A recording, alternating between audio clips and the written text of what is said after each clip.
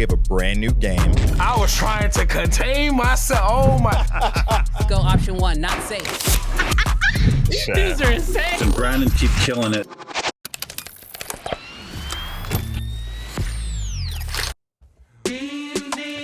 Yo, what's good, Creative Fam? What's glizzy? Hey, this week's a little different, but we still gonna run it. Let's go. Lights, camera, action. Yeah, we back again. Talking all the latest gear. Bring your lens, bring your friends. Sony gang. Pull up. Canon fan people too. Black Magic Mafia. Tell me what you're shooting, fool. We got red users flexing. Lumix gang in the chat. Nikon in the cut. Yeah, we steady making Stacks on stacks. We breaking it down. No filter. Tell the real from hype. If the camera ain't fire, we ain't giving it no likes. NAB. New drive. Sony cam. Who's high? Black Magic. Price drop. Man, that's a jackpot. Firmware. Updates. Leaks and the rumors. Who got the best shot? Creative and the movers. Look, this is Uncensored. Real talk. No cap. Live every week. Get a fam. Got our back. CFA Connect. Man, you know where it's at. So grab your popcorn, hit subscribe, And let's chat. Let's go. What's good, Creative Fam? What's good? Brandon Washington here, back with another episode of Uncensored. I am super excited about this week's episode. It is a little bit different, but we are excited to have you here. And when I say we, I'm talking about my amazing co-host, Mr. Jarrell Peak in the building. What up, CFA? Bloop, bloop, bloop, bloop, bloop, bloop, bloop, bloop, bloop. We British. Bruh. Bruv. We British, bruh. Oh my gosh. Are we having fun yet? Oh my goodness. This week is gonna be a dope, very dope, Uncensored, but it is different. It is a little different. We gotta let them know. We gotta let them know in case they can't read. They're like me. They're a little on the dyslexic side. Because it is 11 a.m. Where you're at. where you're at. But where we're at. It's 11:20 p.m. It's 11:20 p.m. That's right. Because this episode is live, but it's not live. Yes, it is. It's pre-recorded. It's a pre-recorded live. But it's another word for pre-recorded. Well, it's kind of live because we'll still have the live chat up. 100%. So that way you guys can still communicate. We'll also be in there just to give you guys full context of what's going on. I'm actually out of town right now. At the time of you watching this, I'm currently out of town. My son is playing in the Little League World Series. And so I am currently at that game at this very moment in time. It's crazy how time works, right? Like I'm here, but I'm not here, right? Yes. It's crazy. And so we have decided to, in order to keep the streak going, we have not missed a Friday episode in over a year and a half. Episode 83? Is it 84? 84? I think we're 84 episodes in, Jarrell. And Dang, that's not, I thought I was on it. And that's not counting bonus episodes either, chat. That's not counting bonus episodes. Because as you guys know, every now and again, we will break out a bonus episode. And so we have been running... almost said some stuff. I know y'all will still call us out. You're wrong, dog. Oh, are we on 83? 83. Okay, my bad. My bad. Calm down, bro. Just chill, saying, bruv. Chill out, bruv. Just saying, bruv. I don't need all that hostility right now. 83. Okay, bruv. You have it. You have it. All right. But we are super excited.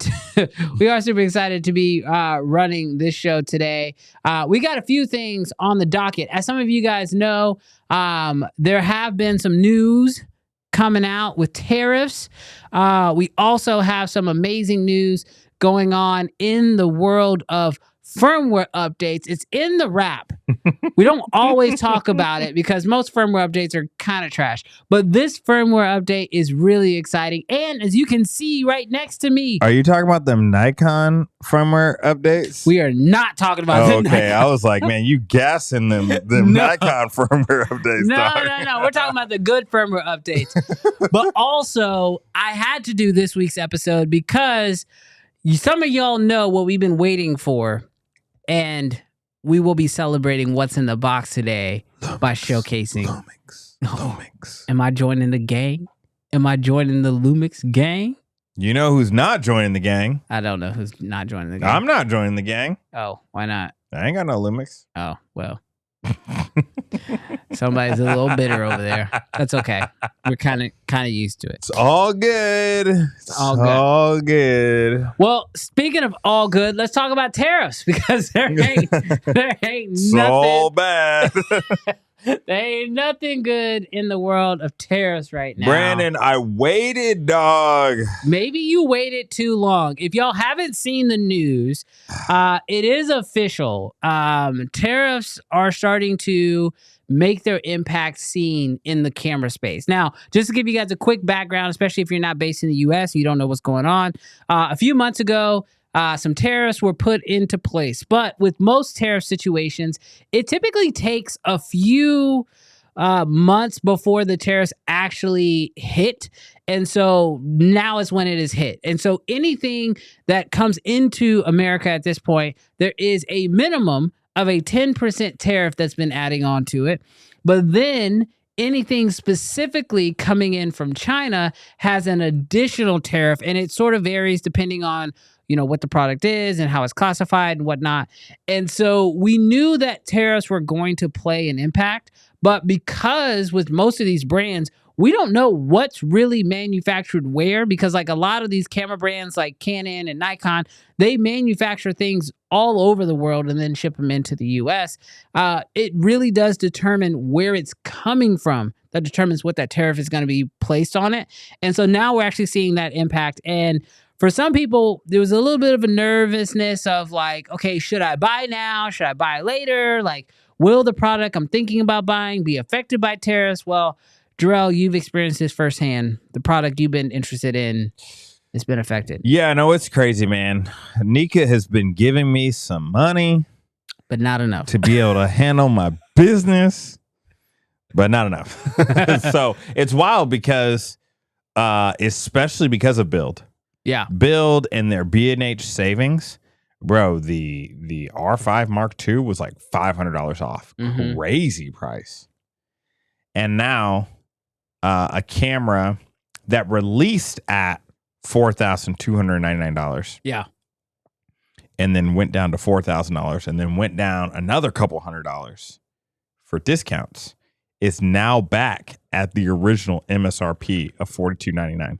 Yeah. Which feels kind of strange because with other camera companies that weren't running discounts and deals, it was very clear to see the tariff increase on what those things would be. Right. But like Canon, they've been doing some weird stuff, and weird in a good way.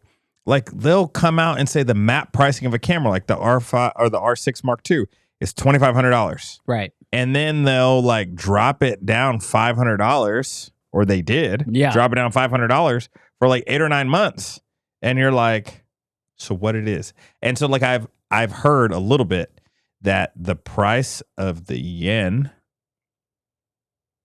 is it getting stronger or is it getting weaker? Is that Japan? Yes. It's getting weaker. It's getting weaker. Yeah. And the dollar is stronger than the yen. Yes.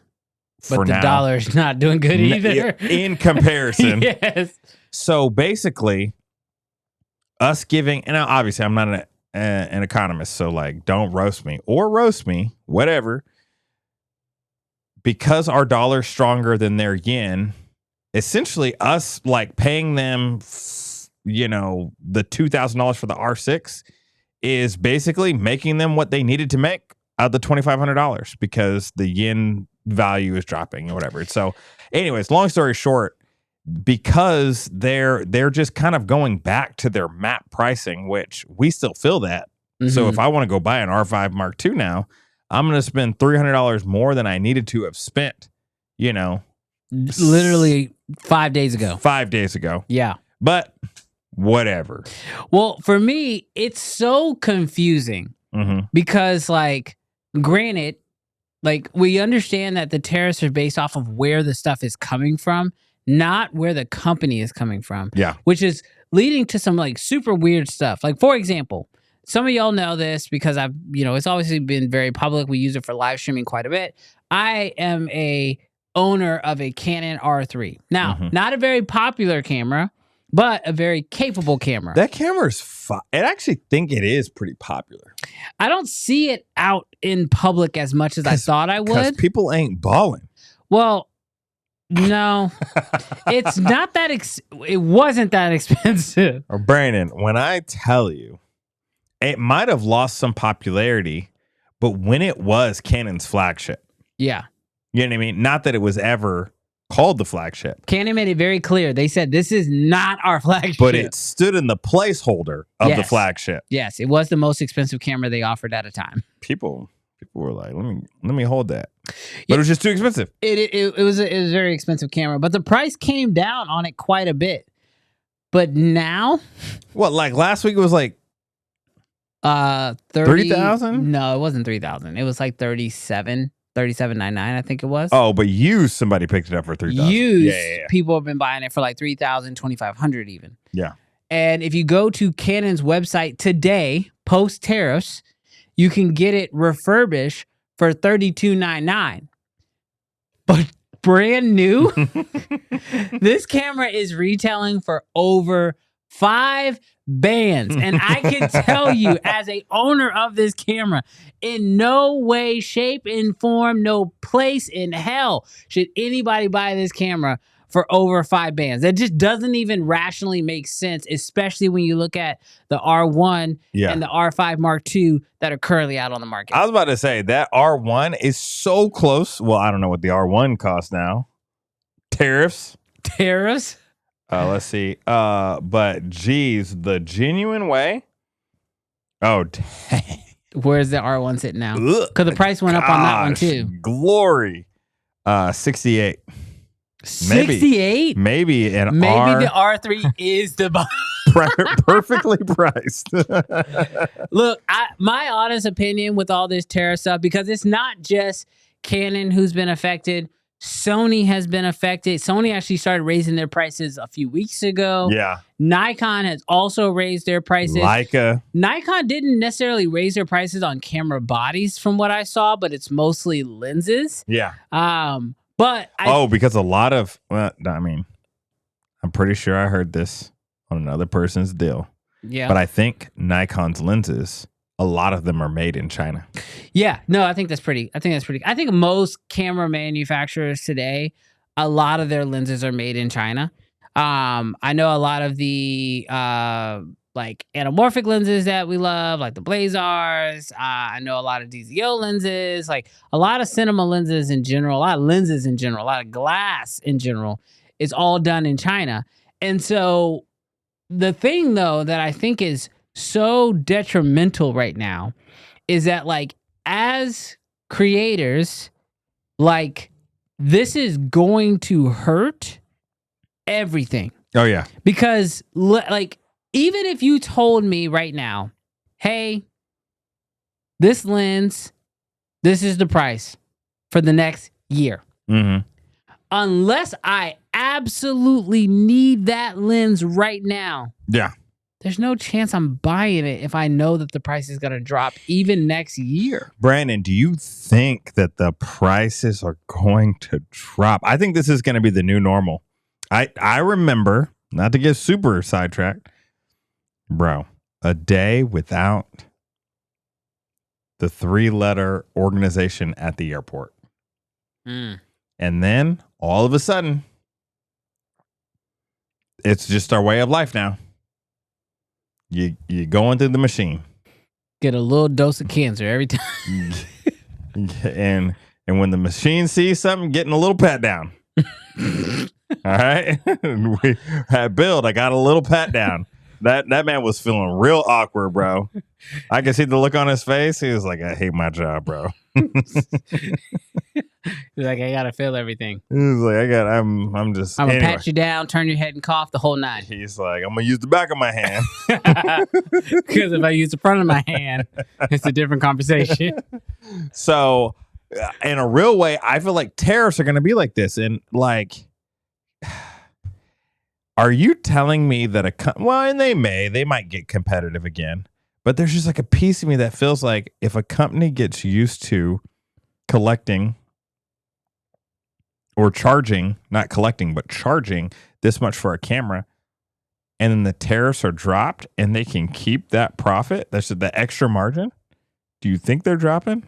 So I think for gear that already exists, yes, they're going to bring the price back down because we know.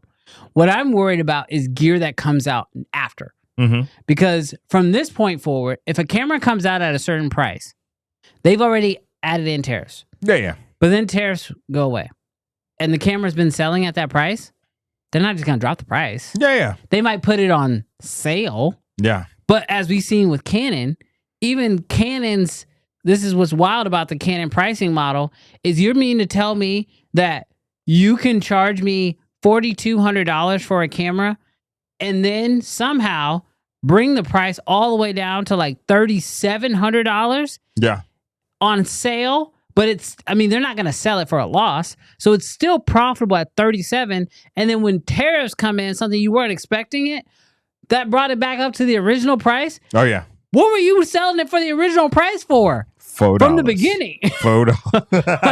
You see what I'm saying? So 100%. like when I look at these brands, I look at these camera prices and even tariffs, it's the gear that's already out that we have an idea of what it should cost. They know they're not going to be able to change the psyche of us, but the stuff that comes out later, that's where I think the damage is going to be played. 100%. And chat, I don't know, y'all let me know in the comments because I will be reading.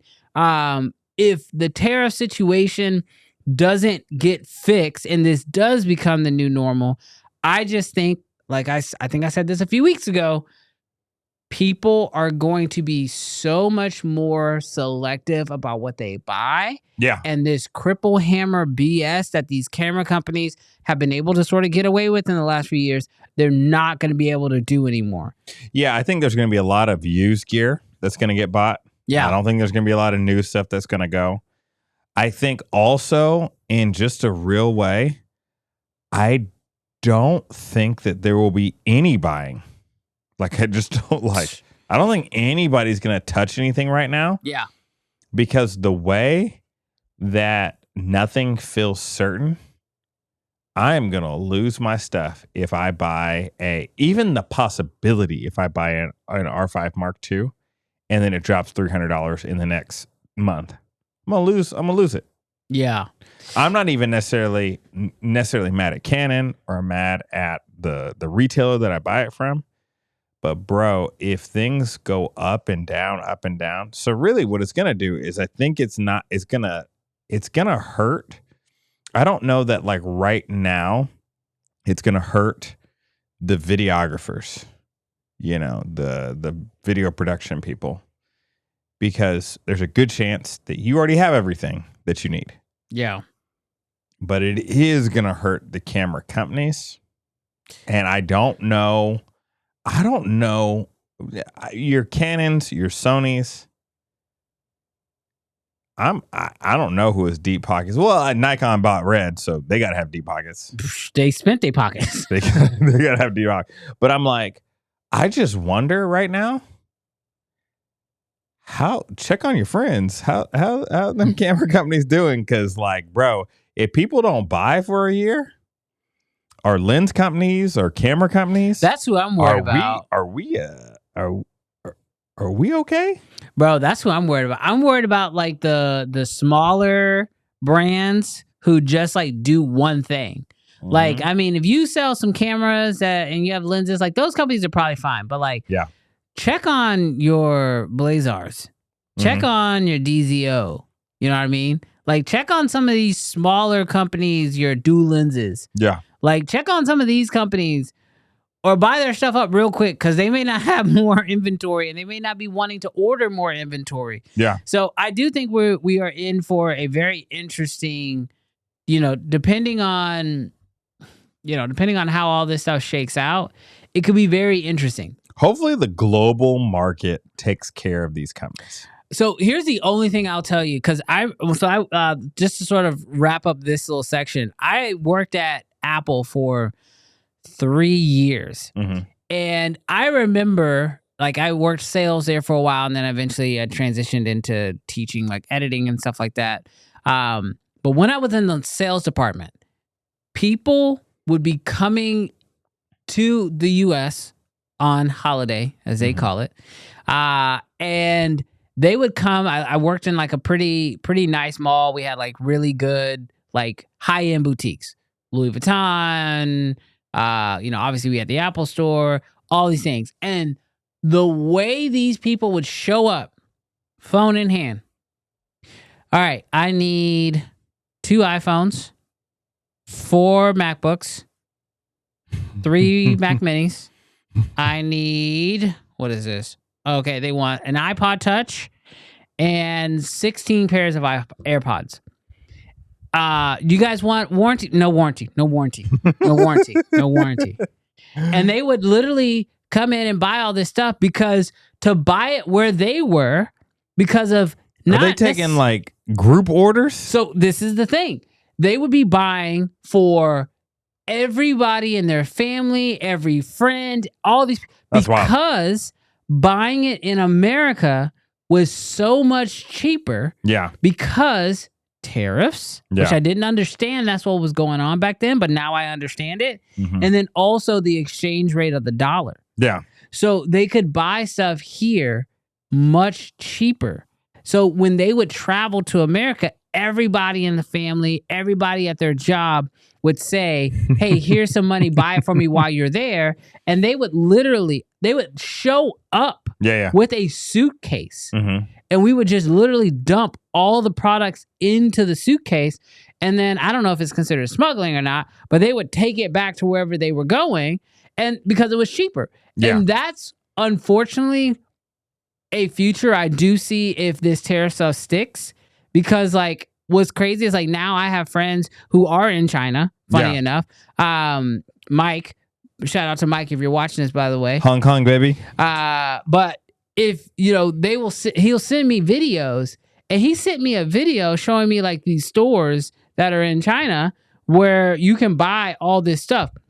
Which, by the way, this was freaking crazy. It was a mall side story, but y'all are gonna want to hear this. There was an entire store for the Godox brand. Hear me carefully. They ballin', bruv. Bro, when you get to China, I think these brands that we write off as like these little Chinese brands, over there, they're not little Chinese brands. We King Kong. They are King Kong in Hong Kong. Like, when I tell you... That is probably the racist thing you've ever said. Is that racist? I don't know. Oh, it God. just feels bad. Oops. We apes out here. Oh, God. But I saw that video. I was like, oh, dang. Like, it's like that out there. So, all that to say, Jarrell, it might be cheap enough. In America, I'm 5'5". In Hong Kong, I'm King Kong. Okay, first off, because people will think you're telling the truth, I am not 5'5", y'all. I am not 5'5", okay? Let's just set the record straight. Tell him. I am not 5'5". I'm taller than 5'5". Tell him. I'm taller than 5'5". Tell him. I am taller than 5'5". I just picked it. Yeah, to make sure you tell him. It was random. In America, I'm 5'9.5". But in China, I'm King Kong. All right, chat. Y'all let us know. He definitely is not 5'9.5". I need you to shut up now. All right, chat. I need y'all to sign. Jarrell. Somewhere in between. Jarrell. Chat, sound off. Let us know what you guys' thoughts are. Are you buying right now, or are you going to sit and wait out the tariffs? I'll be real with y'all. I'm sitting and waiting out the tariffs. I'm scheming right now. And scheming. Full transparency, the few things that I am highly, highly looking at, I'm checking the used market before it gets crazy. Because if the tariffs don't clean up, the used market's going to go insane. So future Jarrell, did the deal work out with Stanley? Wild. This man trying to speak whatever he can into existence. I'm just wondering. This is the past, Jarrell. Did it work? Well, let's actually talk about the future, because the future for me is looking a little Lumixy. A little Lumixy. Oh, is it that time? It is that time. It's feeling a little Lumixy up in here. And so you guys have been patiently waiting. Shoot, I have been patiently waiting. But is this camera even out? Huh? Is it even out? I think if you ordered it, you don't have it yet. But guess who does have it? The way that Brandon be like, I've been waiting patiently. This camera ain't even out. Well, because I was told I was getting it. So no, I understand. So Jarrell, it's time. In a world where packages tremble in fear,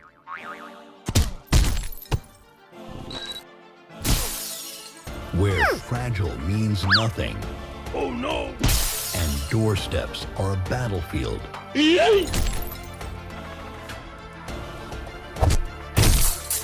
Some heroes dare to deliver the right way. This is what's in the box.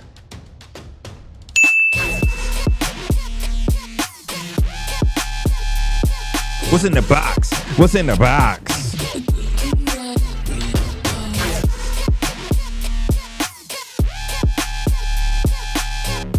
I got on my socks.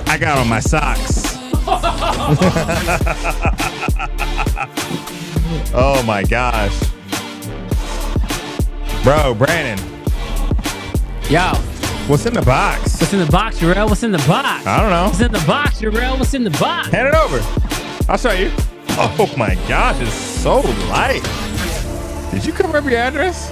Yeah, everything's covered up. Everything's covered up. Dude, I don't even want to throw it to you because of it breaks. You want to open up this one first? Yeah. All right, so we got two things that came in the box. This one I've been very excited about. Some of y'all been giving me some crap. Yeah. Because this is my normal camera bag of choice. It's a Wandrd bag, but it's got this funky little symbol on it. I don't know if y'all can see that. Let me switch cameras here. Dude, he's trying to get... Y'all see that? He's trying to get canceled forever. Bro, they ain't never inviting me back to condo. I know what it is. Cut that logo off, dog. Cut it off. I don't have to. I don't have to cut the logo off no more, dog. Because my good friends over at Wandrd, so nice. Is that green? Oh, yeah. Oh, yeah. Ooh, that looks nice. Is that the same bag or is it bigger? This is... Dang, it's bigger. So this is the new V4 bag. And I gotta be real with y'all. I love my roll top bag so much. But chances are I probably won't be using it anymore because this will be my new go-to bag. Let me hold it. I just took it out of the plastic. That one. What you mean? Like hold it? Nah, bro. Nah, bro. He said he ain't gonna be using it no more. Well, this one's a little bit bigger, so I might need something for, an easy... A day trip. A day tripper. But this one here is pretty amazing. Shout out to those guys. I appreciate y'all for sending this over. I gotta say, first off, this is much bigger. The back of it, way more padded. If you guys caught our IRL stream at Build, I got a chance to check it out there, and they were so nice to send it out afterwards. But dude, it's got a huge camera compartment. Oh, I remember seeing it. So you can actually store quite a few cameras and lenses in here. Also, you have this top section over here, which is where your roll top actually connects. And so you can actually store stuff up here in this little top area, which is amazing. And then you also still have a really cool little stash pocket back here. This whole little area is also a pocket. And then you do have side access to the back compartment as well. So if you want to just put your camera body right there, you can literally just have your camera body in here and then be able to gain access to it from the side as well. And so for me, I love my orange one, but it's a little small for what I need.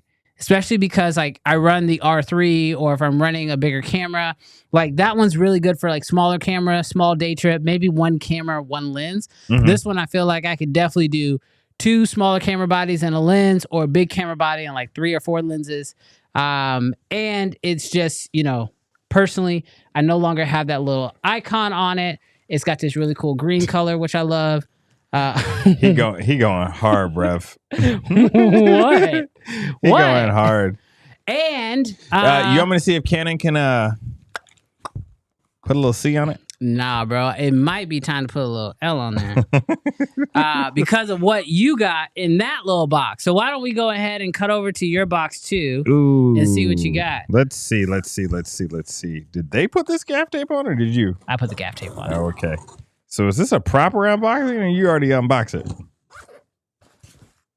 Silence. He's like, Jarrell, do not give up the bit. The bit has been ruined. You think I was going to get that product and not be able to open it? This man roasted me for not being able to wait to open up my KX. Now, this camera's dope. But it's a KX, bro. Bruv.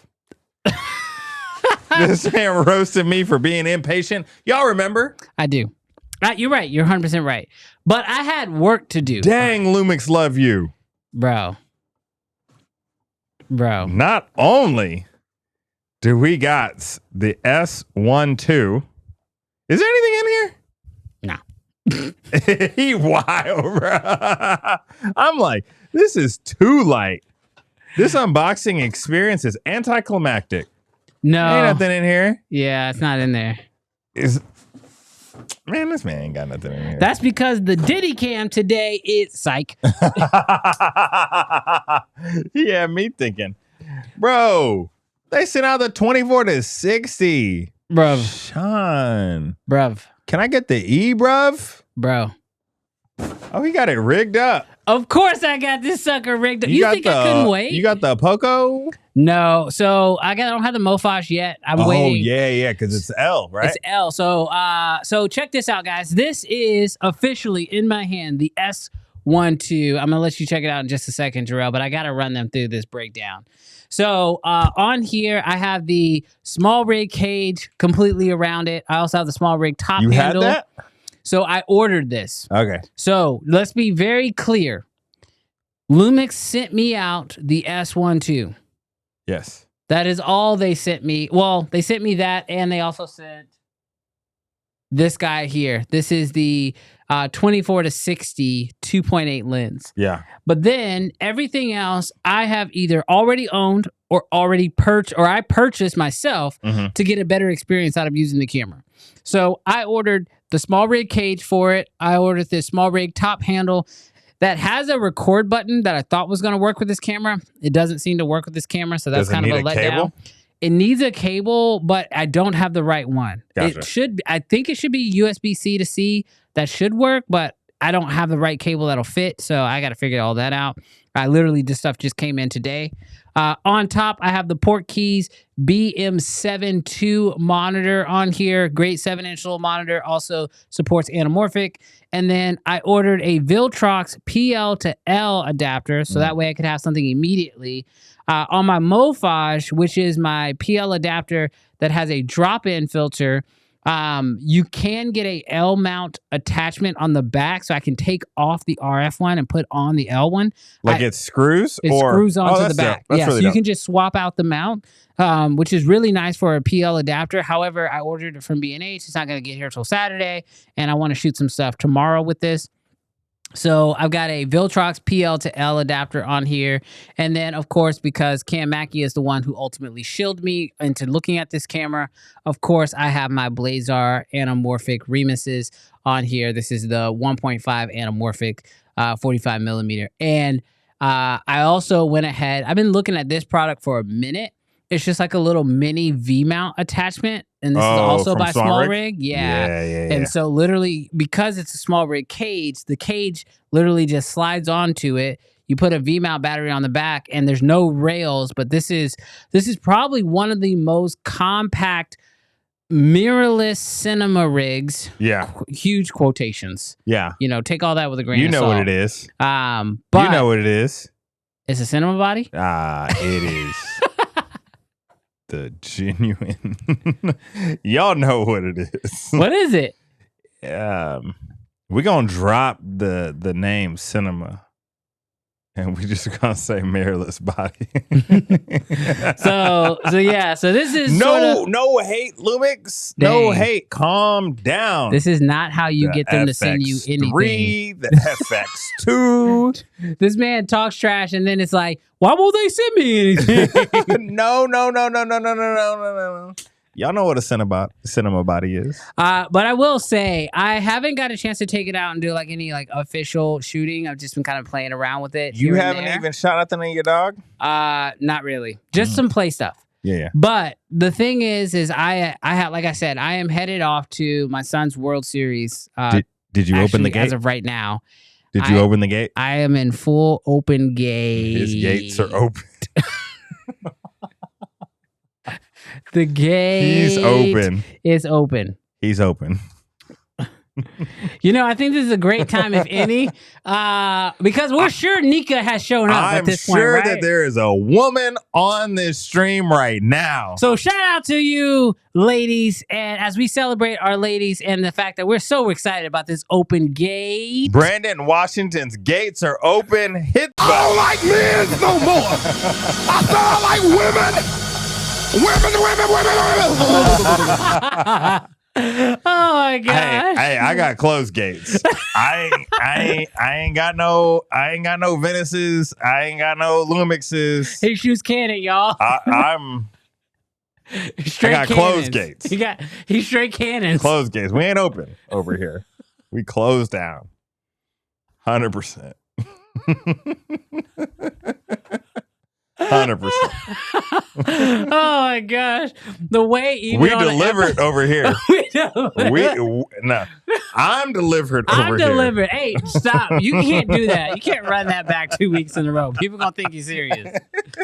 But yes, I have been playing around with it just here in the office. I'm gonna be taking it out. Actually, at the time of you guys watching this episode, I'm probably actually shooting on this thing right now. My hope is to actually shoot a little mini doc on this. No, that's the only issue I have right now is the only lenses I have for it is the 24 to 60, but I do have a EF adapter. So after the show, I was going to hit you up and see if I could borrow your 70 to 200 and possibly take that with me. So that way I could at least have an EF lens to try to shoot on this too.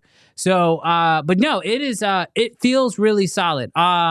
Currently I've been shooting it in open gate with the anamorphic D-squeeze on there. And I gotta say, just going and playing through the menus, I understand, like, obviously I'm not in love with the image yet because I haven't got enough practice with it. Yeah. But I gotta say, this camera gives you options that you just didn't realize that you really needed. Like false color built in, different D-squeeze options built in, so many different recording options built in. I guess I've heard them say this, but I didn't realize it. It does do ProRes RAW internal. Yeah.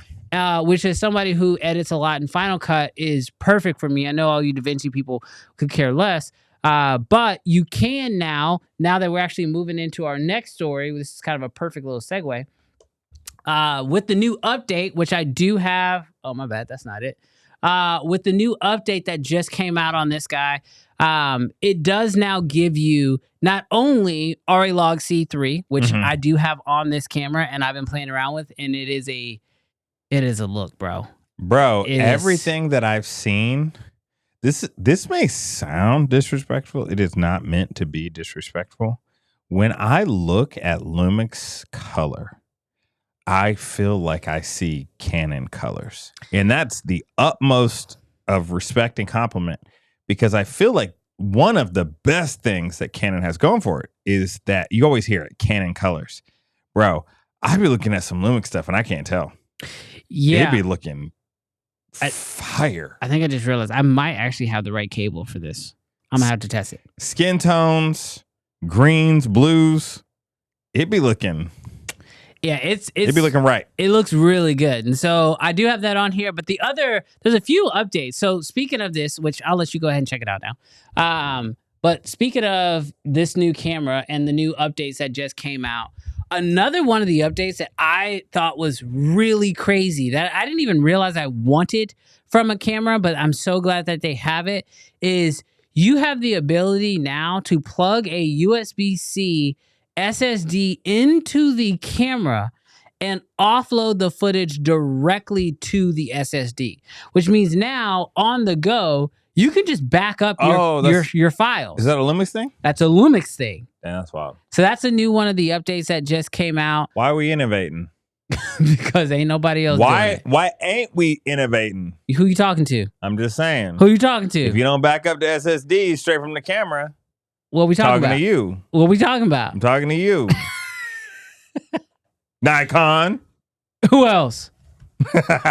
Say him. Canon. There you go. Did y'all hear his voice crack? Canon. Canon. I'm talking to Canon. Daddy, I didn't mean it. I promise. I'm being serious. Y'all be thinking I'm glazing. I want it all too for $2. This man is wild. Dude, so that update just came out. And I have to say that, like, in the most genuine way, today I believe this with my heart. Like, and I don't want to overemphasize this, but I just have to say it every time I talk about cameras, at least right now on this show. I do believe that every camera is, like, amazing. Like, anything that has come out in the last 3 years, the image that it produces is stellar. Do some have some issues with rolling shutter? Sure. Are there things that we would like to see tweaked? Yes. But can you get a good image and create a good visual story with any camera that's come out in the last 3 years? Absolutely.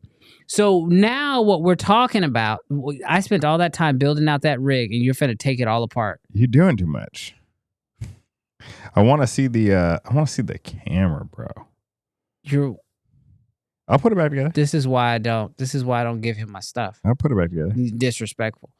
But when you look at the cameras that have come out, like, in the last year, the thing that I find the most interesting is, what are they doing for you during your creative process? How are they helping you go from ideation to creation as easily as possible? And that, to me, is the thing that is the most important when I'm looking at cameras. And so I've got to say, with the Lumix having things like false color, peaking, but, like, there's, like, I have a button on the front that's mapped to automatically zoom in that allows me to zoom in and pull focus, especially when you're working with manual lenses.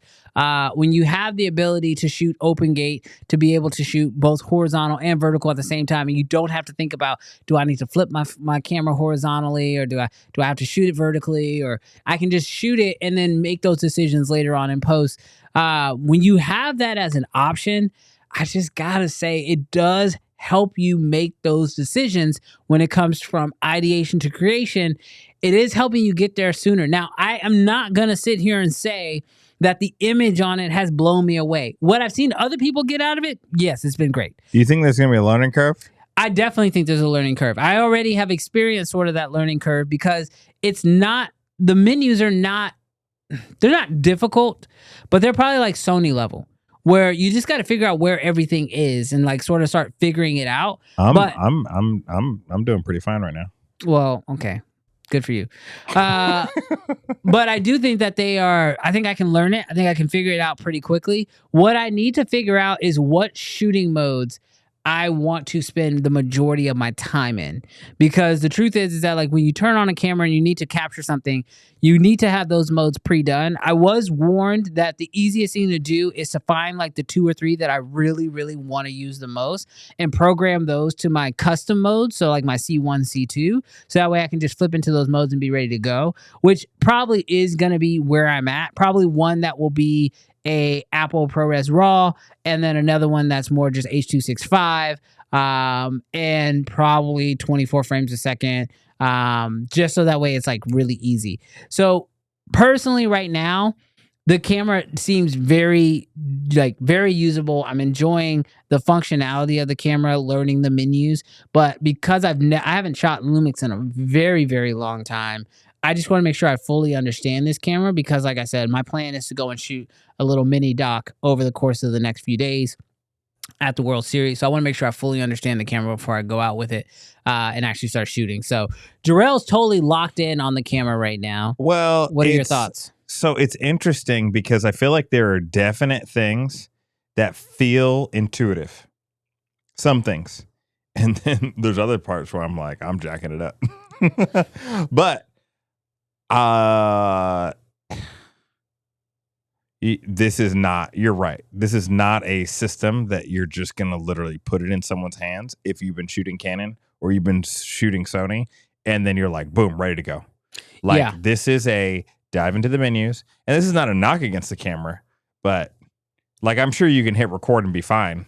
But to get to the desired look, feel, all of that, you're going to need to spend some time in there. But I will say, trying to find shutter, aperture, ISO, that's been pretty simple, you know? Yeah, you notice they have like dedicated buttons right on the top, which I find is like super helpful. There's a big red button for recording, but I've already gone into the settings and realized that I can actually change what that is. So yeah, I mean, I think that like as far as the camera is concerned, it feels really solid. I'm excited to shoot with it, and I gotta be honest with you guys. It's been a while since the camera has come out, and I've been like excited to shoot with it. You know, we've always, I'm gonna say we, but Jarrell may disagree with me. But we have always like had fun poking the bear that is Lumix. You know, giving them some crap here and there. And the truth is that I have always said that they made good cameras. I just didn't really care about most of them. Is this not a touchscreen?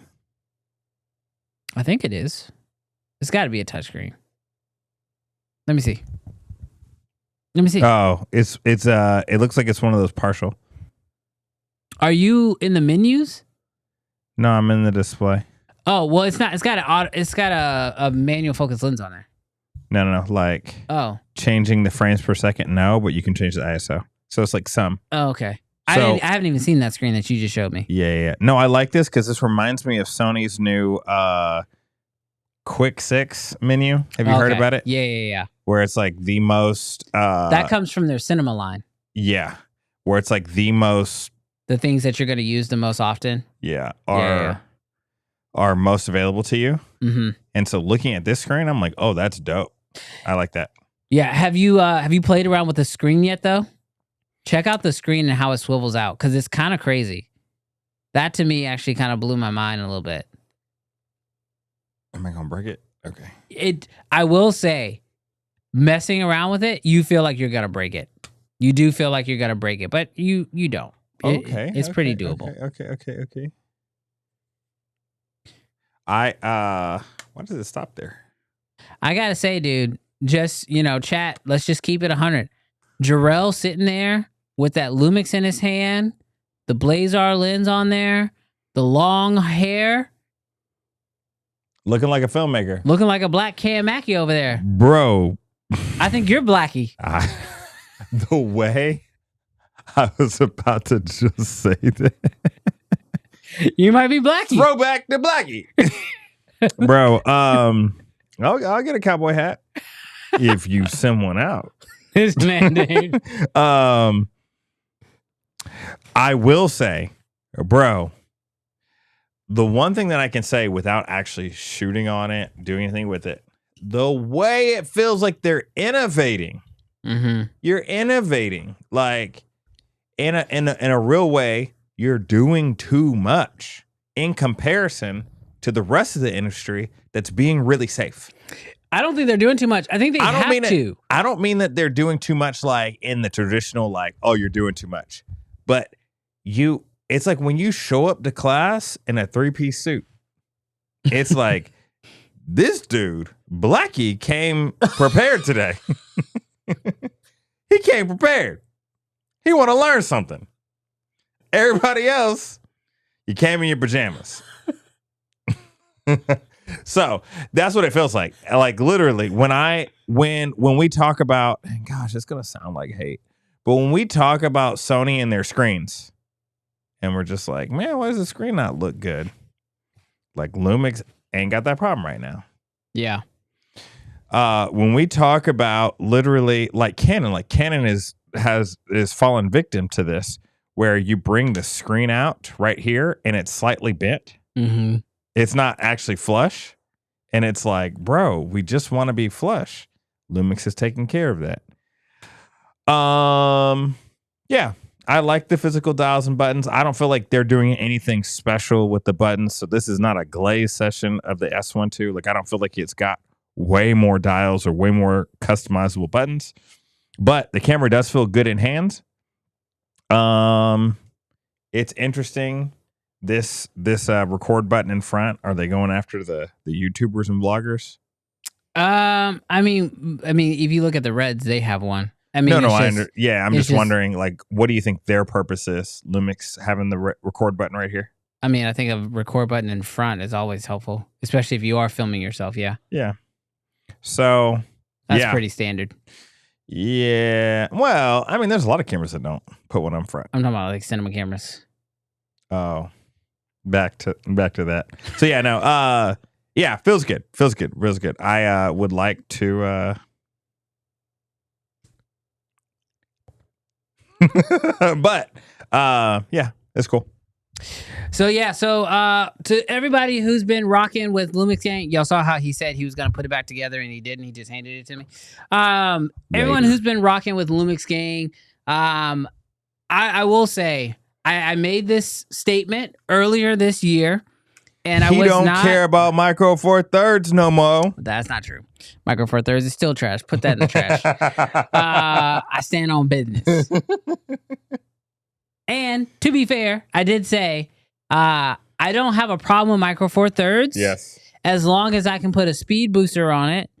But here's my problem, because I don't think this exists. Maybe this does. Somebody help me if it does. I hate Micro Four Thirds unless you can put a speed booster on it, which is what I've done with my Blackmagic 4K. But I would prefer a Micro Four Thirds speed booster PL adapter, and I don't think that exists. So, Creative Fam, in 3 months, this man's gonna have a GH7 in his hands, and he is gonna be a full convert. I'm just throwing it out there. The day I have a GH7 in my hands, he's I need a B cam. I need a B cam. You know, I need a B cam. In Jarrell fashion, the best B cam to the S1II is another S1 or an S1R2. So yes. I'll take either one of those.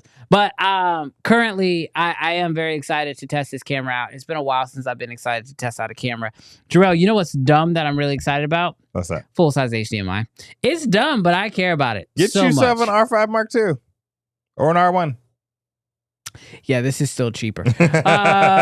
So I'm really excited to test this out. Lumix Gang, if y'all have any suggestions for me, any settings I need to program into this camera, anything I need to know about this camera, let me know. Sound off live in the chat or in the comment section. Drop your courses in the comments. Don't drop your courses, because I'll be coming out with mine. No, I'm just kidding. I've been shooting Lumix for all of 5 weeks. Let me tell you why you should buy my course. Yes. But no, I'm really enjoying this so far, but hopefully I can actually get out and shoot a full project with it this next week. And I'll have some more thoughts next week. So definitely make sure you come back next week and find out about it. But the truth is, in a very real way, you said that it feels like Lumix is the only one innovating. Yes. But they're not, Jarrell. Not true. In fact, Apple is innovating right now. Bro, so this was so crazy. Like, AI has been a thing for a while. Yeah. But do you remember that time period last year where Apple was filming their presentations on their iPhones and people were like, is this the next step in cinema?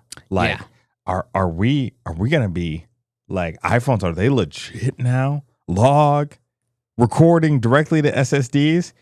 And you know what stepped on their neck? AI. Yeah. Generative AI just like literally hit the scene and made us forget that Apple or DJI is stepping into the mirrorless game. Yeah, you're right. I kind of forgot about, we talk a little bit about the DJI rumors because they sort of, come up every now and again, but in the world of AI, a lot of people are asking, do we even need cameras anymore? For sure. Like Apple's literally not, though. when Apple stepped into the game and when DJI also was rumored to step into the game of cinema, like everybody was like, oh my gosh, like what type of waves could a DJI make to transform the industry? Now we got AI and we can just prompt. But when you think about somebody like, I mean, DJI definitely has some deep pockets, but when you think about deep pockets, nobody even comes close to somebody like Apple. And so when you think about a company who has... Who they buying? Well, so here's my thought. Who can they buy? I always thought they were going to buy Blackmagic, but when you look at someone like an Apple and they have literally what feels like infinite amounts of money. I mean, I don't know if you've ever seen this news story, but it basically says that Apple spent like bukus of billions of dollars and spent 10 years trying to make a car and was just like, it didn't work. Shelve it. Yeah, they're like, we came out with CarPlay. Yeah. And it only halfway works on your phone wirelessly. Yeah. So the fact that they could spend that much money on an industry that they had not entered in kind of gives me a lot of hope that this camera space could be a real thing. Only because if you are Apple, right?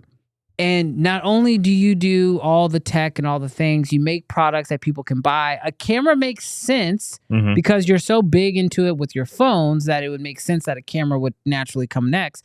But when you also think about the fact that they have the most award-winningest streaming platform currently on the market, and that they are clearly not focused about quantity, but quality in every fashion, it makes sense that if they're going to be making high-quality movies, TV shows, that they're going to want everything to be done on their devices because it's just feasibly a better solution. Yeah, I think they're going to take a stab at it. I think they are too. So do you have the story of the actual sensor that they came out with? Yeah, or that they patented, rather? Yeah, so basically, Apple just patented a image sensor that has quoted 20 stops of dynamic range. So what does this mean? Can it see into heaven and hell? Like, is that what that means? It means when they look into the fire, there will be no clipping. Zero clipping. This is 64-bit audio flow. No, so here's the crazy part in a genuine way, Brandon, because we actually joked about this. Like, what camera were we talking about? Like, we our were dream talking camera? about the Canon R1X. Yeah. That's the I camera. want 21 stops of dynamic range. And Apple was like, okay. Okay, we got you. We listening to Uncensored. We got you. But what else do you want? Seriously. So here's the crazy part.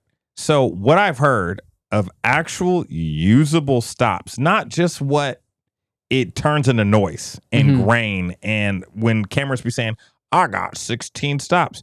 I've heard that like an Alexa, an RA camera is like 14, 15, like actual usable, not like the whatever. And so here's the crazy piece.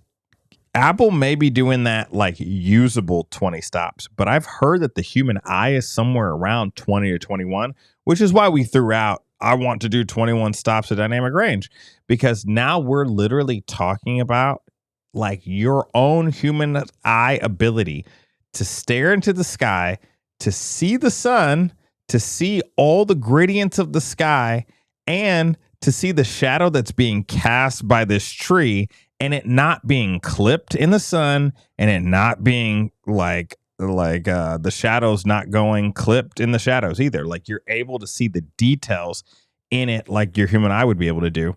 And if Apple literally comes out with a sensor that has 20 usable stops of dynamic range, do they crush the cinema industry? Do they take such a massive leap from what anybody else can do? And do they crush everyone? Or I guess the question is, does it feel HDR-y, or is it doing too much where it's just like, you're doing too much and we don't like it? I don't know. But if it's 20 real stops of dynamic range, I think, does Sony have an answer? Does Canon have an answer? Does Lumix have an answer? Does Nikon have an answer? So I'm going to take a different approach because as you said it, a thought came to my mind. Yeah.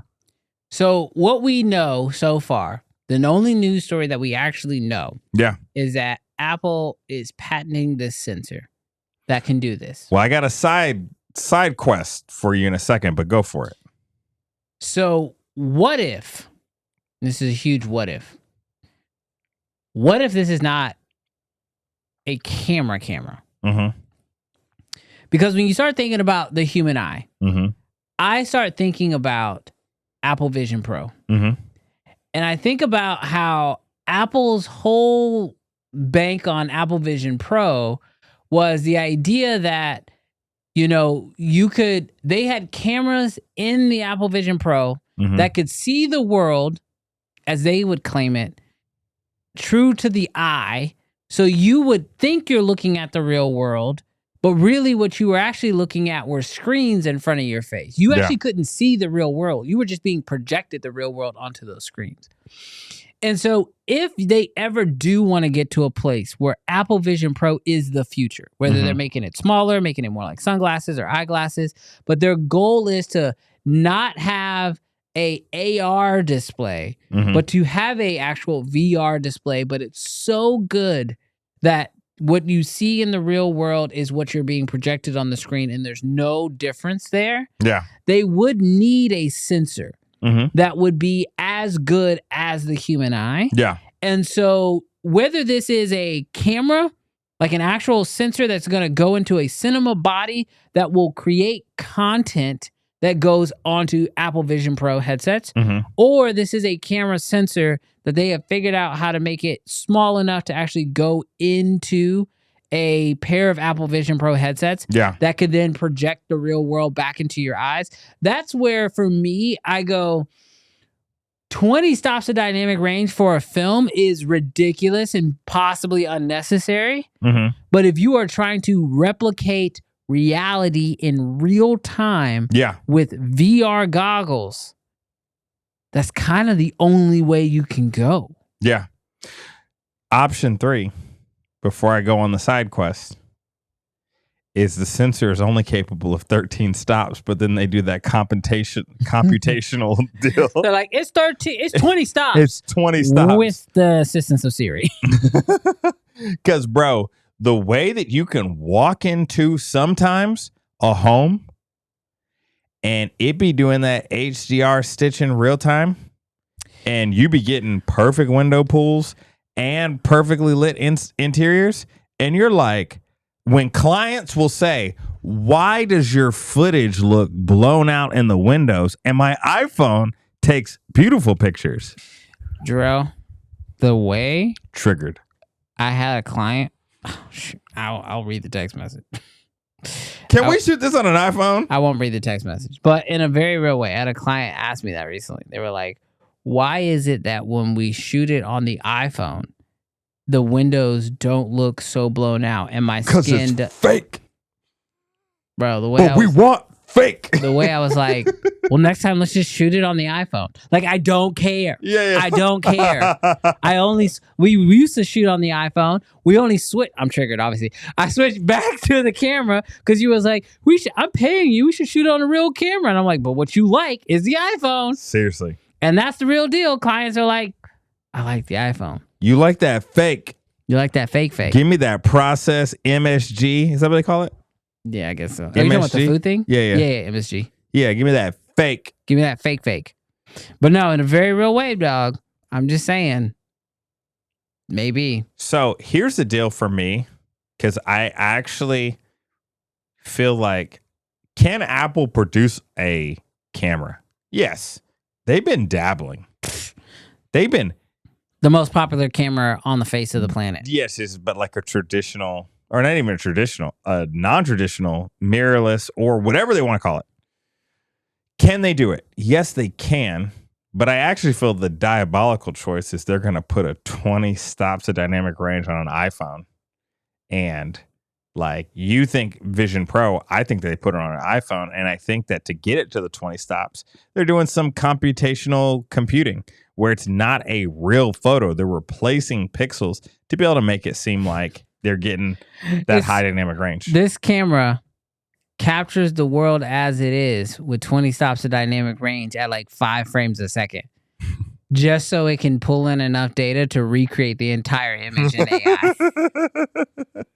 Oh my gosh. This is reality, dog. But here's the crazy part. Just for a second, because who knows? Maybe option 1, 2, 3, who knows?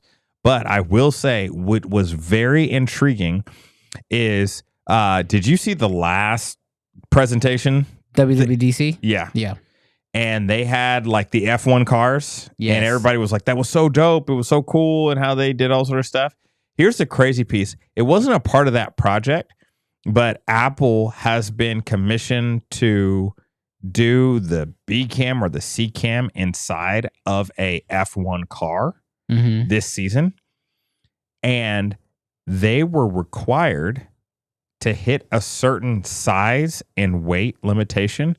So they stripped the camera out of the iPhone and they built a camera that has all iPhone components, processors, and all sort of stuff, but they put it in a form factor that would fit in an F1 car because they're tuned down to the pound. Yeah.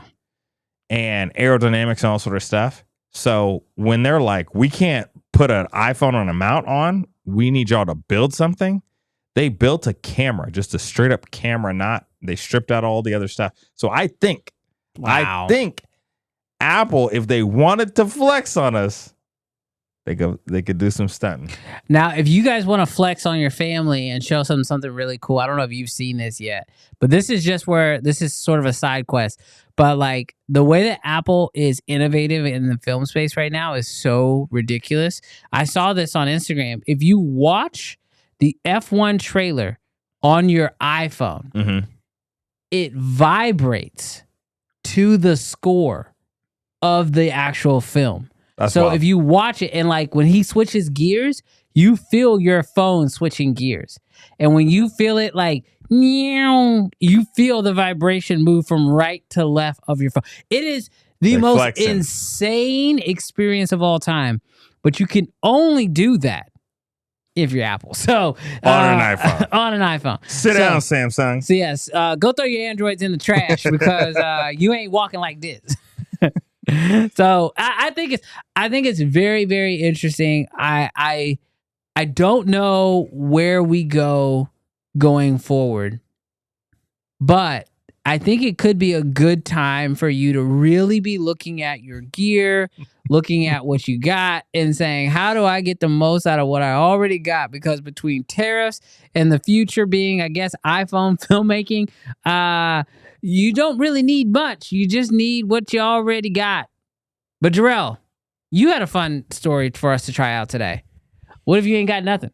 What if you ain't got nothing? Now, check this out. This is one of those stories that this happened months ago. You guys remember those fires that happened out in California over in Altadena? Oh, I didn't know it was that. Yeah. Oh, this image looks really... it's so out of place now. It is what it is. But check this out. No, and I you feel so bad. This man, wow. Your money's on fire, your camera's on fire. I didn't know this was that story. Wow. Let's see if this gets cut. No, but like I ain't edited nothing, so ain't nothing getting cut, bro. You think I'm gonna edit this? Here's the deal. In a very genuine way, it was so crazy. I was like on the internet and I saw this news article by Good Morning America, and it just followed this photographer that literally lost everything in his house. He lost his cameras, he lost his prints, he lost his film, he lost his memory cards, he lost his lenses, he lost everything. Everything that wasn't on socials, gone. And so, with that being said, it prompted kind of like this thought of, man, Brandon, what would you do if you lost everything but your knowledge today, this office went up in smoke, you lost everything, what would you do, both from a gear standpoint and from a business standpoint, to literally, would you even want to get it all back? Or would you take a different path? Or what would you do to build back up your production company? Yeah, this is one of those situations, because like we joke like all the time that like I wish somebody would just walk in here, make me an offer, buy out everything I have, and I could just start all over again, because I would make probably completely different decisions going around it the second time. First off, I'm going to assume in this scenario I have insurance. Do I have insurance? Nah, bruv. Nah, bruv. We ain't making this easy, bruv. We might just be retiring. You in that. I watched Giovanni's video, and the way he was flexing on me on how he was saying, Kofi, yo boy. Nope. Kofi, yo boy. When that man got stole from and it wasn't even worth it for him to go file through insurance, we saying it's burning today. And bro, you starting from like, how much money you need? So I think if I'm buying gear, I think you need like 5,000 to 10,000 today. Dang, that's steep. That is steep. Let's go to the 5,000. So if I'm starting over today, I'll say what I'm going to do selfishly, and then I'll tell why I'm doing that. So if you were in a similar situation or you are starting out today, why I chose to go the way I'm going. Yeah. So for me, I am probably going to tackle real estate in the most aggressive way possible. And so for that reason, I'm probably going to pick up the cheapest full frame mirrorless camera that will allow me to shoot at 4K or higher. Probably just 4K is enough. 4K 30 frames per second. So that's probably like a A7 III or a R8, a Lumix S1II II. I'm trying to think of cheap full frame cameras that can shoot there. Or even the Nikon Z6 III. I think that's like $1,400. That's a really good buy right now. No. What? Oh no, I'm sorry. Did I say $1,400? You said 16, but that even sounds $1,700. $1,700. And then I am getting a fairly inexpensive 22. Okay, 22. So probably not that. Tariffs. Probably not getting that one. And then I'm getting a 16 millimeter lens. Probably a prime, probably not from the brand. And the main reason being is because with that camera, that lens, and then a inexpensive gimbal that I'm probably gonna, and like honestly, all this stuff I'm also gonna be looking on Facebook Marketplace trying to find it used. Yeah. And a gimbal, I can go out and shoot real estate property immediately. Now, Jarrell mentioned that, this person only has their social media. Let's say I don't also have social media. I know with real estate, I can go to a local model home park. Yeah. And I can go shoot 5 houses for free in a day. And I can have an entire category of work that I can then go show people what I can do. So I'm buying that camera, I'm buying that lens, I'm buying a gimbal, and I'm buying a computer. And that's really all I need to get started. And I'm probably going to run that for at least a solid 6 months. And I'm going after 2 types of clients in the real estate space. I'm going after people who want to list homes, and I'm going after people who want to create marketing content. Yeah. And so that's probably what I am doing if I'm trying to stay under that $5,000 mark, because the truth is that if I only have $5,000, I'm also not going to spend the full $5,000. I want to spend probably as little of it as I possibly can and try to make as much as I possibly can.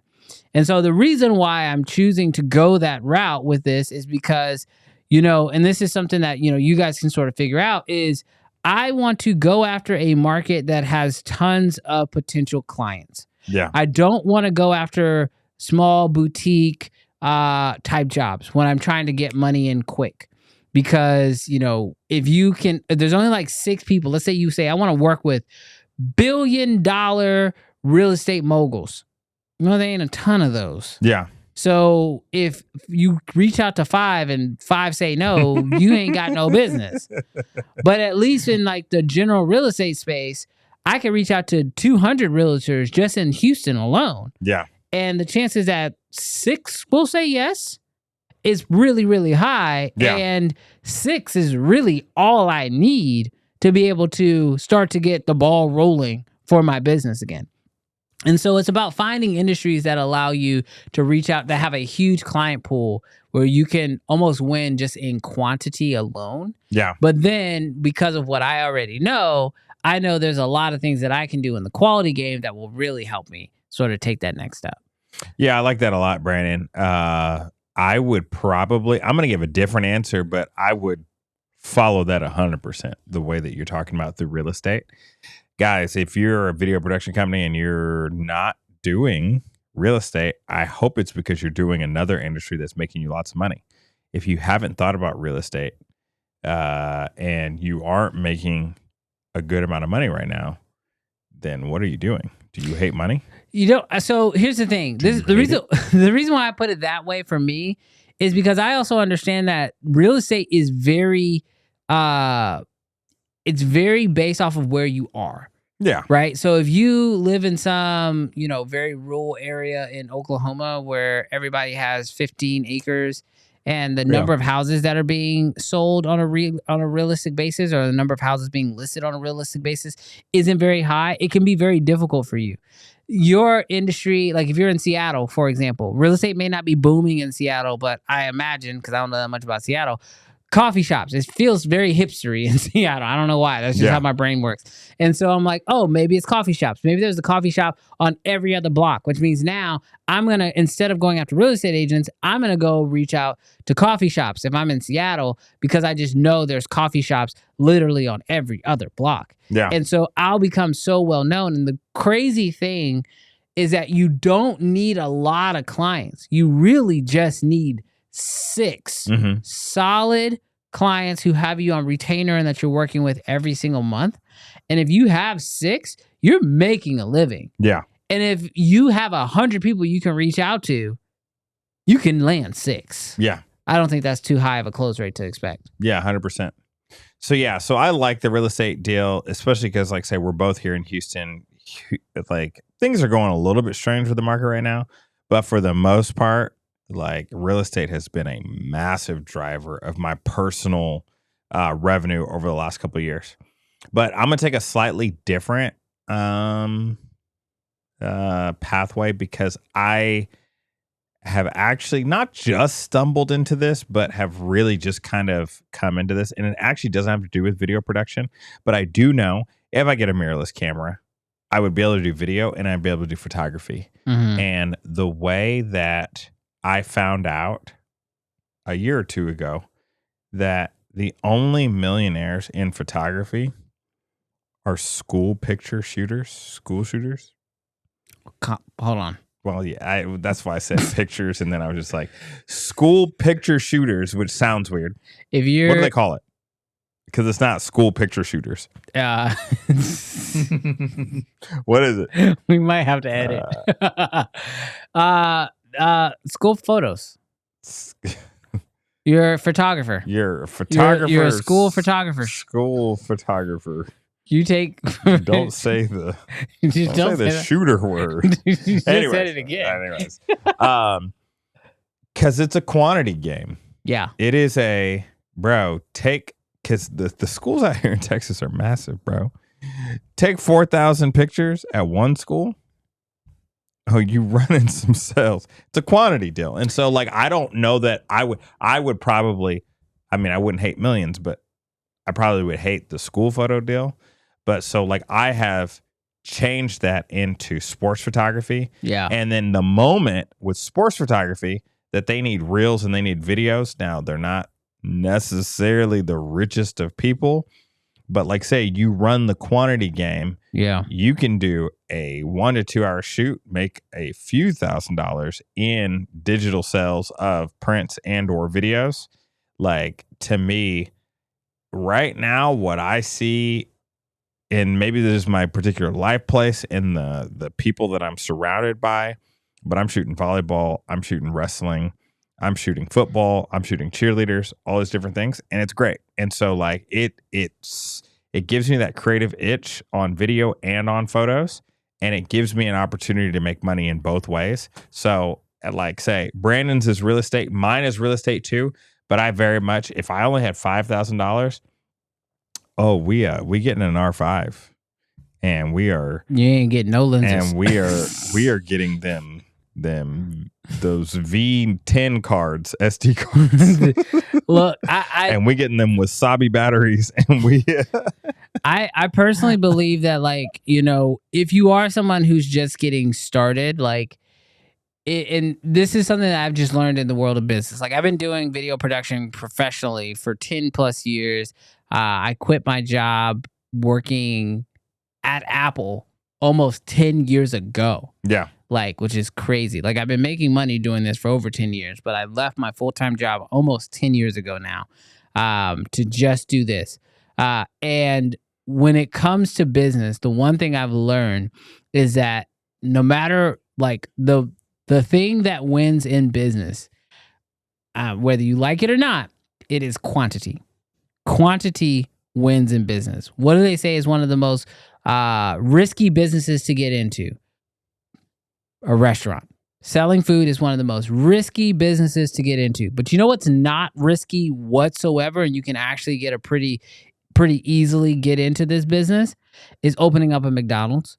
You know why? Because they know you're going to have mass quantity of customers constantly.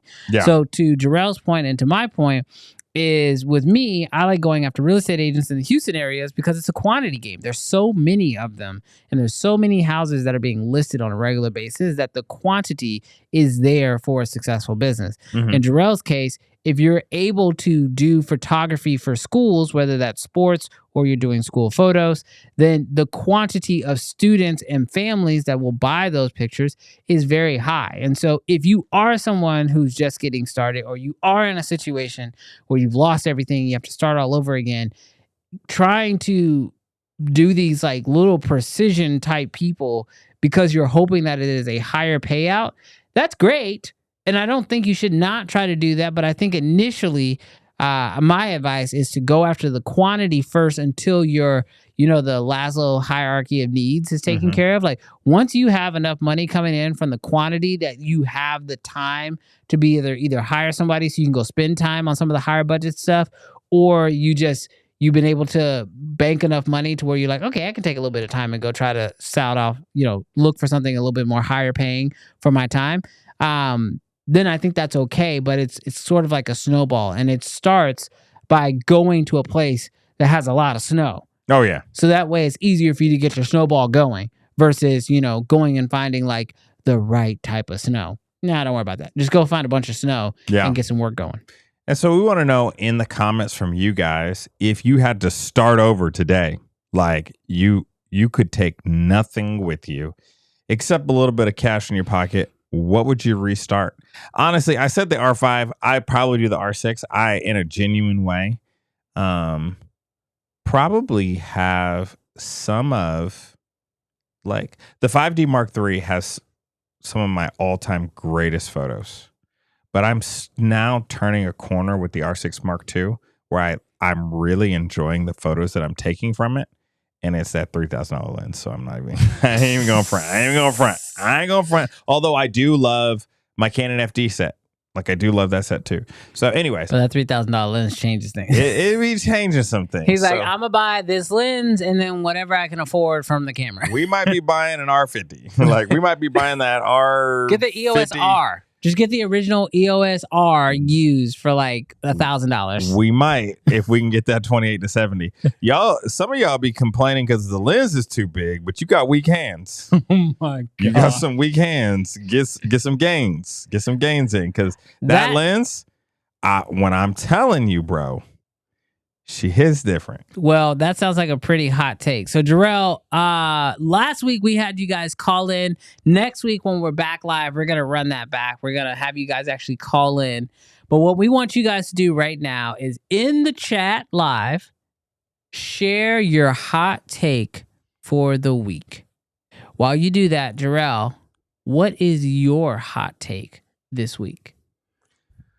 Ooh, hot take. Okay.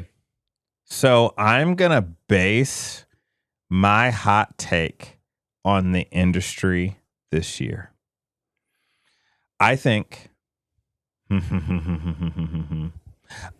we're going to have more announcements.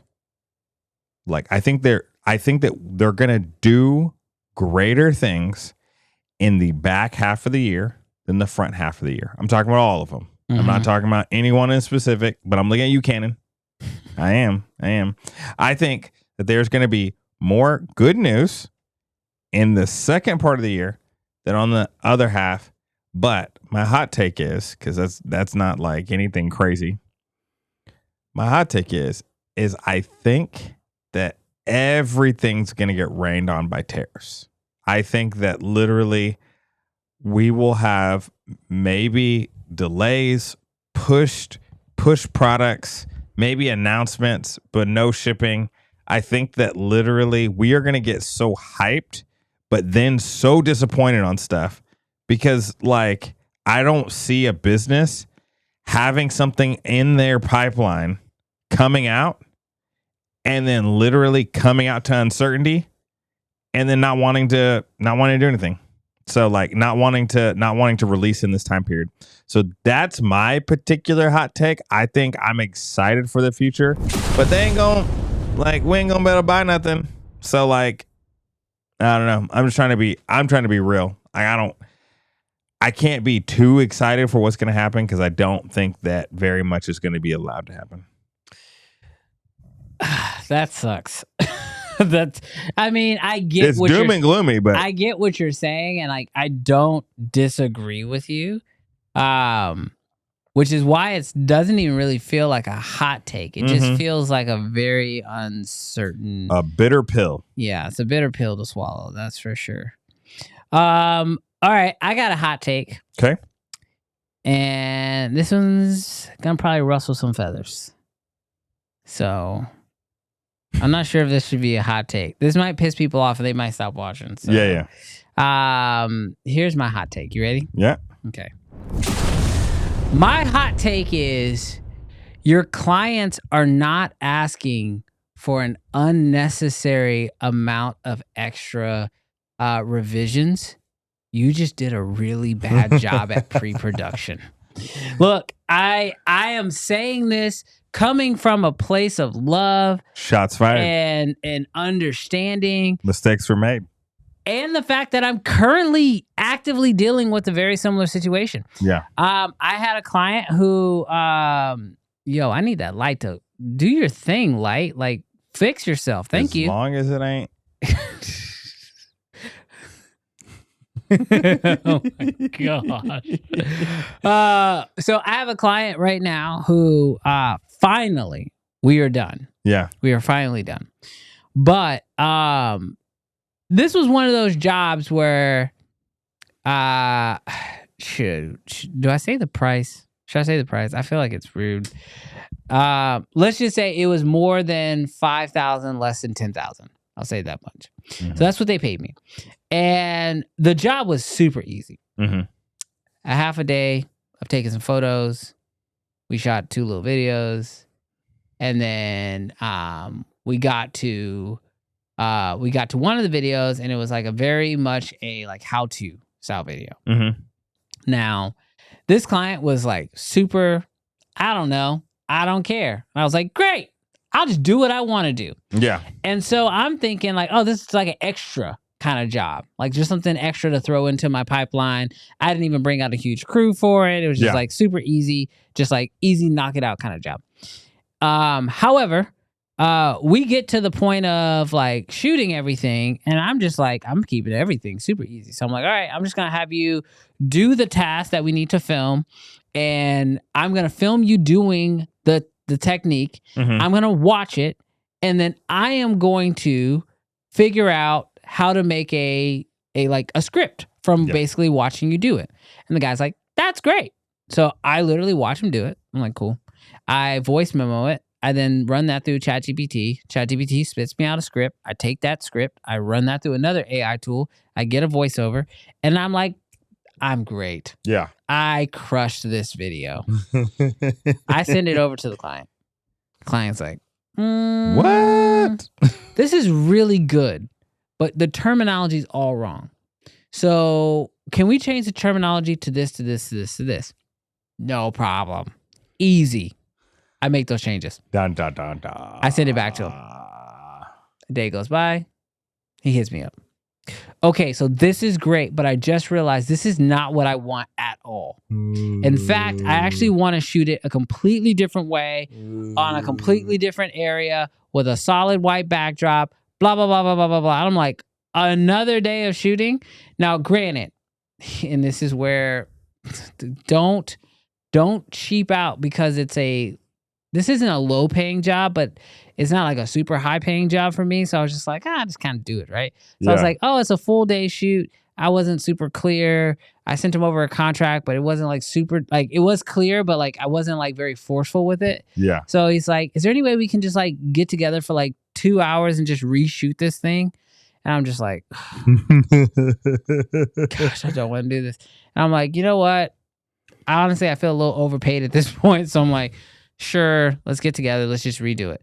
Again, I told you guys my hot take because it's what I needed to do. So did you not pre-pro the next time? So the next time we pre-pro, we do pre-pro the second time. Okay. We pre-pro the second time, but we do not pre-pro graphics. So we have a script. We go. We shoot, pre-pro'd, but we didn't fully pre-pro. We have pre-pro. Tell me why I finished the second take, the second round of shooting, edits come in. I kid you not, 7 different exports on this project. Over how many days? Over the course of 3 days. And here's the thing. Every time, it's like, can we just change this thing? Yeah, no problem. Change. Here you go. 6 hours goes by. This is great. Can we change this thing? Sure. Change.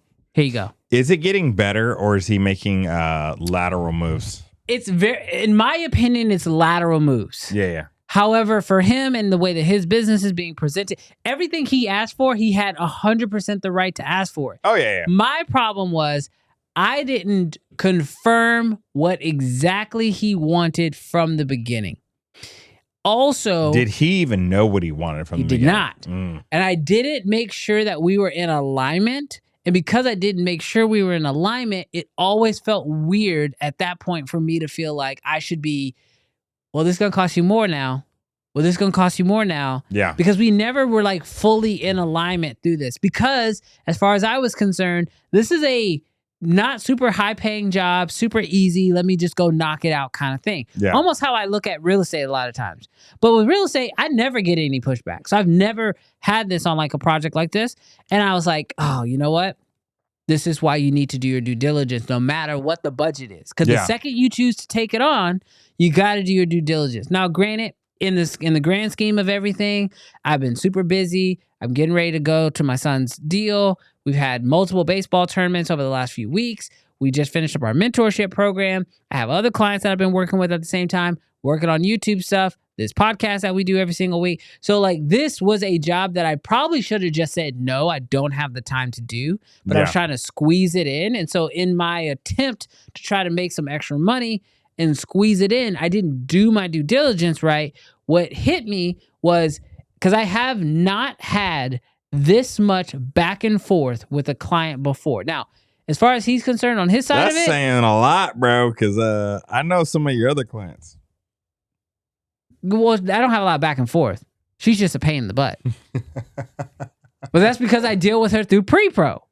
Yeah, that's true. So this client, I have not had this much back and forth in a while. And what I realized was I did not do my job in making sure that pre-pro was fully done properly. And so that's why my hot take is your clients are not asking for too much. You just didn't do your due diligence through pre-production. And if you do your due diligence through pre-production, you will not have those same issues in post. And I can say, when I have done my pre-pro correctly and the clients have signed off on it and we all know what we're working on and everything is good to go, sure, you have those one random clients out there that's just like, no, they're just going to be a pain in the butt just to be a pain in the butt. Yeah. But I will say, this guy was really nice about the entire thing. I have no qualms with him. And if he ever wanted to work with me again, I'd be more than happy to work with him. He was an awesome person. His company was really cool. But I just knew that I should have done more in the pre-production process, especially because he doesn't understand video. He doesn't understand how every time he asks me for an edit, that requires a whole new export. And I should have been even clearer about, okay, hey, look, you need to look at all the videos. Take your time, take a day, and look through, give me a whole list of notes all at once, and then I'll go apply those, and then that way I can give them to you, and you're only going to get 2 revisions. Like, I just didn't do those things because I was like, oh, this is going to be easy. And it wasn't. It's not. So do your due diligence. That's our hot takes. Chat, what's your hot takes? Yes. We want to know, what are your hot takes? Is that new? That's new, baby. That's new, baby. That's new, baby. Hot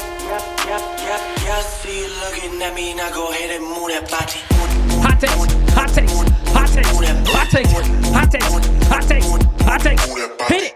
Hey, hey, hey, hey, hey, hey. We want to know what y'all's hot takes are, so do not be afraid. Sound off in the comment section, whether you are watching this on the premiere, share it live. If you're watching this on a replay, put it in the comment section. Don't hold back. Don't hold back. Don't do it. Don't hold back. Don't do it. We want to know what those hot takes are. And maybe move that body. Hey, hey, what's Drake doing? You know, no. You know what I look like right now? Who's that cartoon?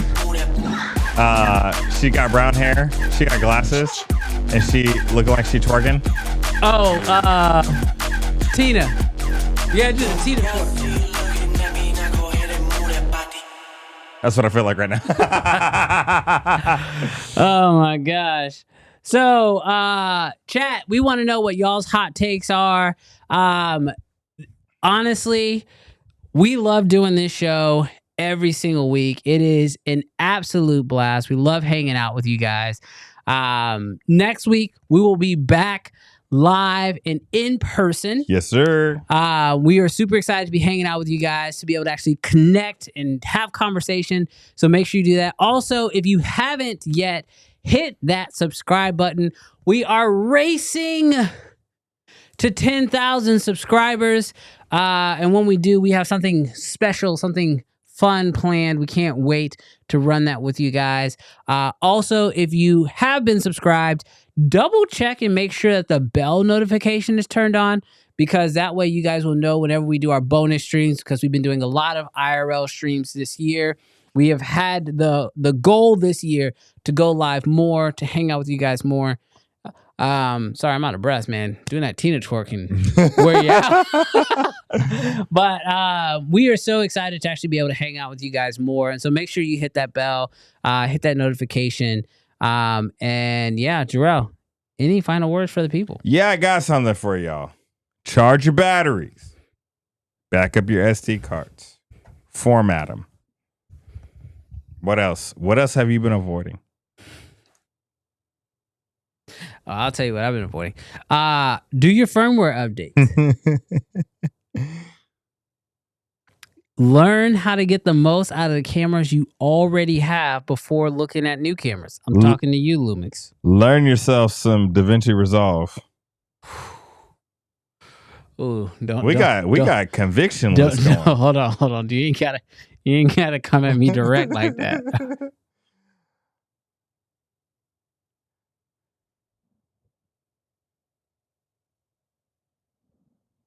You got more? I think we just saved somebody's career right now. You think so? Somebody just got saved. Look, that client project that you only have on one SSD. You guilty, dog. Go back that up, dog. Go back that thing up. Go back that thing up. You're going to lose the whole project if you don't back that thing up. We just Single-handedly, Juvenile, Brandon, and I have saved your life. Because you were about to go do something foolish. You were about to go show up on a shoot with some dead batteries. You was about to say, I got it on this hard drive. The way I was on a shoot today, deleting photos, to shoot photos, to delete photos, to shoot photos, back that thing up. Clear that card off. Actually, that's something I need to do. I got a few cards. I need to clear some cards off before I take off. Well, other than that, after you felt that little conviction, leave in peace. Yes. All right, love. We love you guys. We'll see you guys next week on Uncensored. Hit that subscribe button, though. I know you didn't press it. Press the button. There's 132 of y'all watching right now, and we only got 21 likes. You're trash. You're wild. Let's see how close I was.